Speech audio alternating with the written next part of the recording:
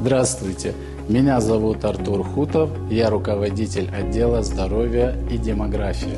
Главной целью направления является улучшение состояния здоровья абазинского народа.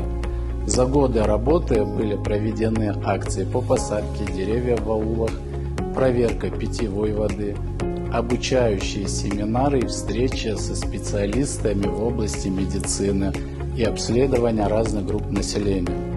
Летом 2024 года был реализован проект «Диспансеризация населения. Поиск здоровья».